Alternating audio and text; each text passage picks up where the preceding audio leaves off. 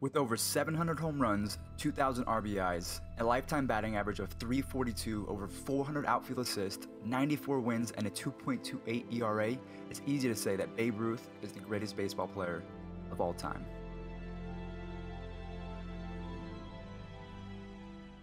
Yes, some will argue that Barry Bonds, Hank Aaron, Willie Mays, or even Ken Griffey Jr. were better, simply on the basis that Ruth was not the greatest athlete to ever put on spikes. But that's besides the point. Babe Ruth has statistics that would make most of us stop going to work if a 1920 Great Bambino program was ever released in MLB The Show 18.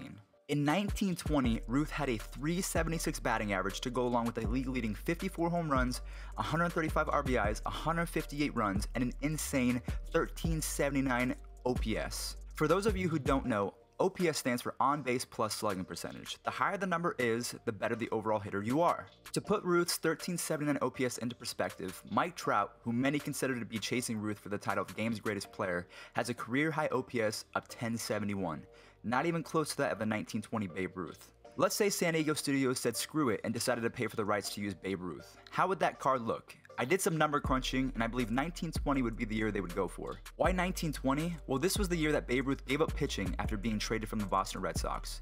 This was the year that Babe Ruth became the Sultan of SWAT. If we look at his stats, 25-year-old Ruth was downright scary. His ratings wheel would look something like this, with only his speed and fielding lagged behind just a little bit. With 99 contact and power to each side, 99 vision and plate discipline, 99 clutch, 99 arm and arm accuracy, 75 fielding, and a modest 70 speed with 50 base stealing, you easily have the greatest hitting diamond card in the history of MLB The Show. So I guess my question is, with Ruth being so great, why isn't he in baseball video games anymore? Well, sadly, MLB The Show is a complete monopoly when it comes to the baseball marketplace. Sure, RBI baseball is fun, but it's a penny when stacked up against the blue $100 bill that is MLB The Show. Even the Bigs 2 got it right and put countless amounts of legends into their game, including Babe Ruth. They literally put you in the heart of Times Square and said, okay, here's a bat, there's a ball, and oh yeah, you're facing the great Bambino in a home run derby. That was a moment that I will never forget, and MLB The Show fails to spark those kinds of nostalgic moments nowadays. Something has to change, because the game begins to feel stale after 3 or 4 months.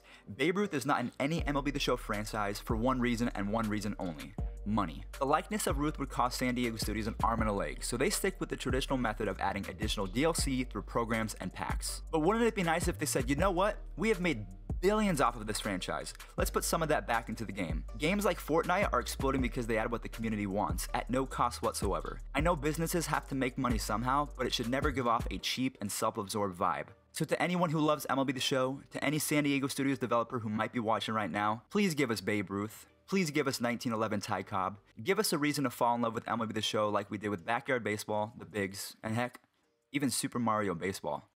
I like me better when I'm with you.